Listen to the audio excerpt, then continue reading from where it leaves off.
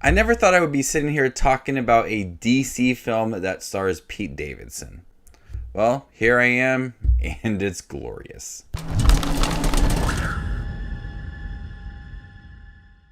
The government sends the most dangerous supervillains in the world to the remote enemy-infused island of Corto Maltese. Armed with high-tech weapons, they trek through the dangerous jungle on a search and destroy mission. Welcome back, movie watchers. Thank you guys for stopping by my channel. The Suicide Squad is directed by James Gunn, the director of Guardians of the Galaxy Volume 1 and 2, Slither, and Super. I was really looking forward to this movie. My expectations were really high, like a complete redo of the 2016 David Ayer Suicide Squad film. A couple of the cast members do return from that film into the new Suicide Squad movie. The Suicide Squad is everything Suicide Squad from 2016 should have been. This is a ballsy, gory, hard R-rated, heartfelt DC movie, and quite possibly their best one. This movie is unapologetic. It is just absolutely insane. Like I said, this is a R-rated film, heavy R-rated film.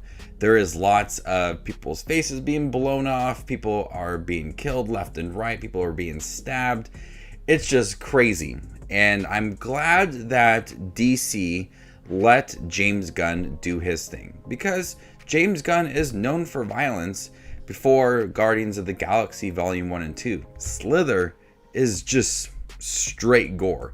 And I'm glad that they just kind of gave him a chance to just do what he wanted to do with the Suicide Squad. And it really paid off. So the action and the violence is definitely there. And these are super villains. They are killers. And they don't hold back that aspect for these characters. They give them a chance to be who they are in the comics and in the movies, that they're supervillains that have killed plenty of people. And they don't hold back on that at all. And it's fun to watch a couple of the characters really interact with each other and try to outdo each other when it comes to some of the violent scenes. We do get some new cast members when it comes to Task Force X with Idris Elba, who plays Bloodsport, John Cena, who plays Peacemaker. We also have Pete Davidson in the film, King Shark, Polka Dot Man, Weasel, Ratcatcher 2, and Joel Kinnaman returns as Rick Flag. These characters in here are so fleshed out. I was honestly surprised with the amount of heart and effort going into crafting these characters. I was worried with so many characters within the film that some characters would overshadow other characters and some characters would feel weak, pretty much underdeveloped. But each character in here gets a moment to really shine and have a chance to have a well-written story, especially Ratcatcher 2. Ratcatcher 2 at the end of the film was by far my favorite character within the movie. She was a character that was able to control rats. Nothing really crazy, but the amount of heart she brought to the team and how she kind of got the group together and really understand certain things was amazing. I absolutely loved Ratcatcher 2 in here. And also King Shark was a surprise hit. Sylvester Stallone voicing King Shark was absolutely perfect, and he was a threat to the Suicide Squad, really unpredictable, but it ended up being a huge hit for me within the film. And John Cena as Peacemaker is absolutely hilarious. Reminds me a lot of humor from Drax, Guardians of the Galaxy. You know, really big guy that says some dumb things, but overall just really funny. And I'm really excited to check out the series Peacemaker in January. And then Idris Elba really had some of the best character development, because in the beginning of the film he didn't want to join the Suicide Squad, but eventually he did, against his will. But he started to work as a leader and take on that role that he didn't want to be part of. And we're watching this character grow throughout the film, and there's a really adorable moment towards the end with his character. But I really like Idris Elba in here. All of the characters in here are way more memorable than the characters from Suicide Squad. with Will Smith's character and Jai Courtney. Those characters were okay, but there wasn't a lot of development for them to become memorable characters, or characters you really cared about. Here, there's a chance for them to just feel human, besides King Shark. There's a lot of well-written storylines for them, a lot of backstory to really just care about these characters. And Polka Dot Man has one of the funniest storylines in here. The film is aware of what it is. It's a comic book movie, but it's ballsy. It doesn't really care what comic book movies are about. It's trying to be its own fun thing. It's unapologetic. And at times I feel like it's making fun of comic book movies, and it's very self-aware. It's just a film that took many chances. Some of the characters, the opening sequence, the end of the film, the storylines. James Gunn took a chance on a lot of things, the way that he crafted the story, and it paid off.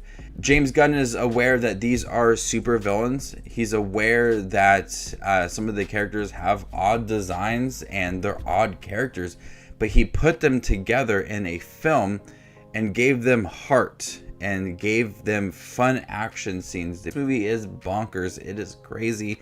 It is just way out there. And I laughed so much in the Suicide Squad. I was really impressed with this movie. James Gunn really crafted this movie very well. The color of it looks great. The bright colors on the costumes are amazing.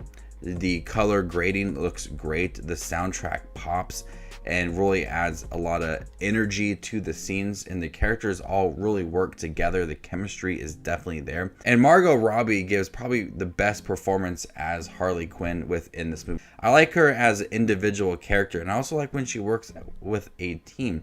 She kind of does both within this movie. And at this point in the DCEU, with her being in Suicide Squad and Birds of Prey, she's become a veteran actress in the DCEU.